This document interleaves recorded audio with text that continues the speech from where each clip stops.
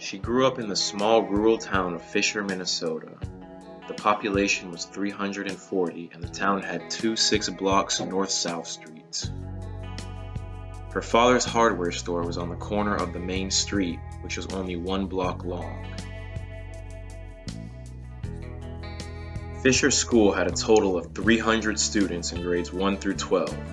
She graduated in a class of 11, 6 girls and 5 boys, and was the valedictorian of her class. She attended Marquette University in Milwaukee, where she majored in math while also obtaining a large amount of English credits. She played in the pep and concert band, was nominated for Pi Mu Epsilon, and belonged to a local sorority. She got her master's degree in mathematics from Loyola University, Chicago. She went to work at Whitnall High School and spent many good years there. Going to work at Whitnall High School, she met her husband.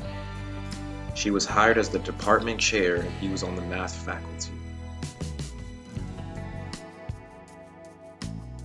At Whitnall High School, they worked together with other teachers to build a first-class mathematics department.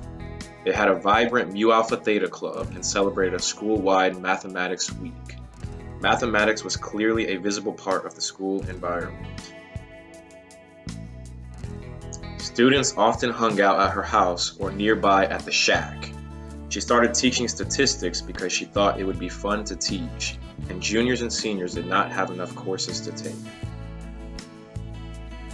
She met Jim Swift at an NCTM meeting, and that led to taking part in a 3-week summer program in 1984, focused on teaching statistics sponsored by the Woodrow Wilson Foundation. She also met John Tukey, who started exploratory data analysis, and teachers such as Dan Teague, who later became national leaders in statistics education. She became part of a Woodrow Wilson traveling team doing professional development workshops on statistics throughout the U.S. for the next 8 years. She met Woodrow Wilson team members focused on other content areas such as Gloria Barrett.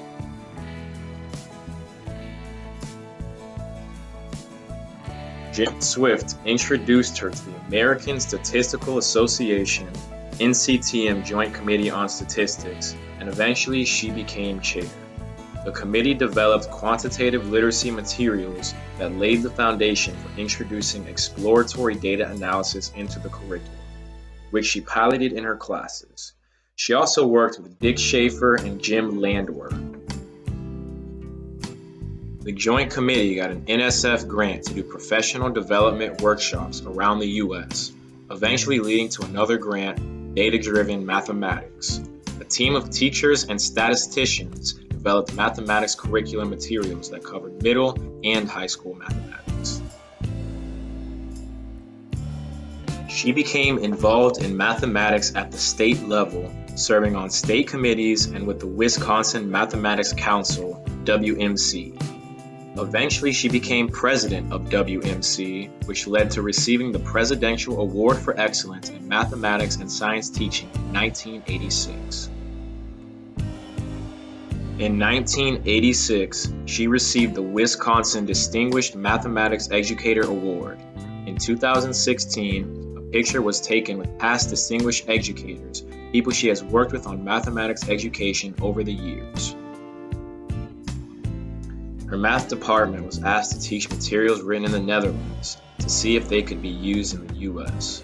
The materials used in algebra classes and were guided by Martin van Beewijk from the Vordenthal Institute in the Netherlands.